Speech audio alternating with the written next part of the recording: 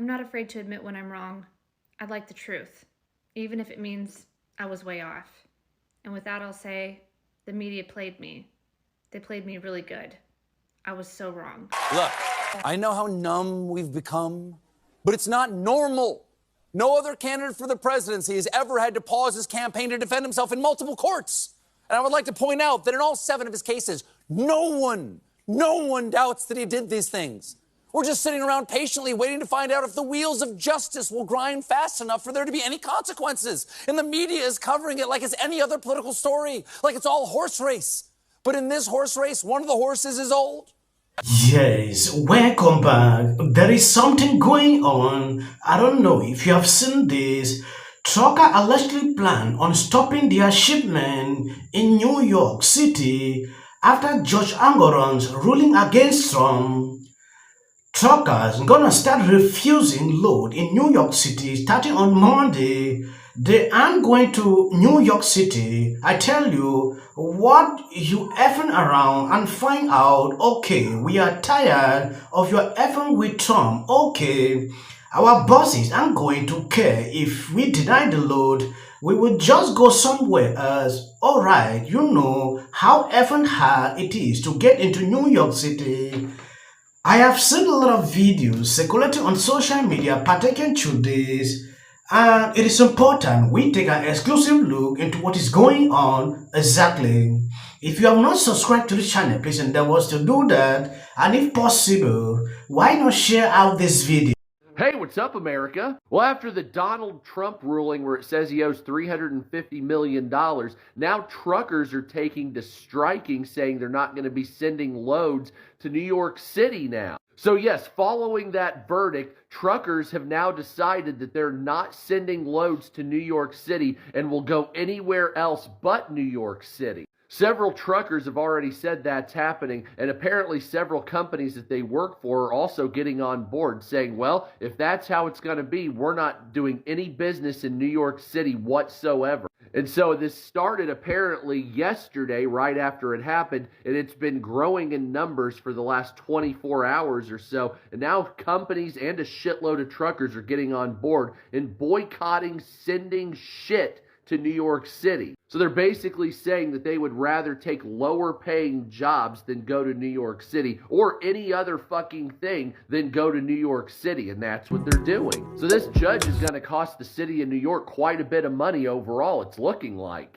What a win for New York City and New York State overall. We're going to charge one man $350 million, then we're going to lose probably $1 billion in fucking business. Good on ya. What a wonderful judge. Yes, this is not the first time we are witnessing what truckers can do. They are so coordinated in such a way that when they say something, it goes as they say it. The person who circulated this message on social media, I want to play this video so you can see exactly what he said on this clip. Hey folks, your old pal Chicago Ray. I've been on the radio talking to drivers for about the last hour 15 minutes. And I'm talking to at least 10 drivers going the other way. I'm heading down from Southern Wisconsin. And they're going to start refusing loads in New York City starting on Monday. Alright? I got about 3 drivers that I drive with. They already vibrated the boss and told them they ain't going to New York City. So, I don't know how far across the country this is, or how many truckers are going to start denying loads to going to New York City. But I'll tell you what, you fuck around and find out. Okay? We're tired of you motherfucking leftists with Trump. Okay? You know, starting to get tired of this shit. And you know, our bosses ain't gonna care if we deny the loads. We'll just go somewhere else. Alright? You know how hard it is to get into New York City with one of these suckers? Man, Dad. Alright? I'll tell you. I I don't wish nothing on nobody, but by what I'm hearing, this is real. This, you know, we'll see. But, you know, leave Trump alone with the bullshit. All right? You know you ain't got shit on Trump, so cut the bullshit. He's gonna win this on appeal, but it's still, you know, it's bullshit. It's election interference. So we'll see what happens. I hate to say it, man, but truckers are for Trump, man. I mean, we're like 95, 96% out here, all Trump. Ain't no more Biden. All right, man.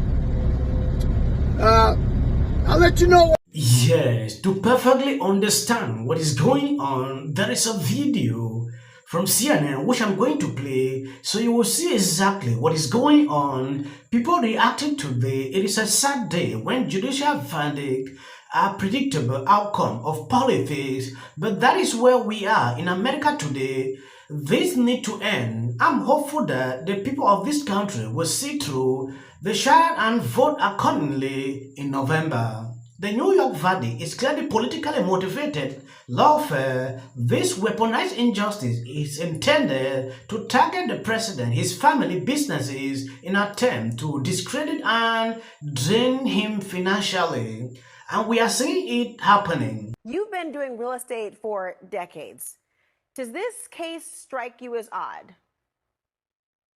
Well, let's leave out Trump for a minute, and let's leave out politics and just talk about what happens in real estate development anywhere. So if you're a developer and you've got a building on a block anywhere in America and it's worth, let's say, $500 million, and you want to build a building right beside it, you go to the bank and say, this building is worth $500 million. I'd like to borrow a construction finance loan against this asset, and I want you to tell me it's worth $500 million too. And the bank negotiates with you and says, well, no, we think it's worth $400 million. And you fight it out. You're always trying to show your assets in the brightest light with the sunshine you could possibly determine for them. You want them to be worth the very most because you're only going to get a 40 or 50% loan to value, as it's called. Then you borrow that money. In the case of a $500 million asset, maybe you get $250 million, and you build a new building with a construction finance loan. And so that's what this case is all about. And by the way, forget about Trump.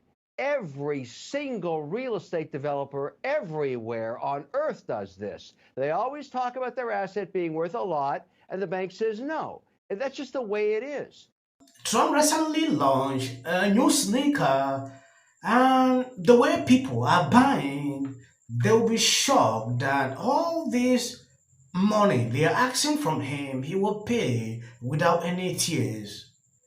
It saddens me to see. Or anyone would describe Davos as protecting liberal democracy. And elites tell us that open borders and even illegal immigration are okay. And divided by class.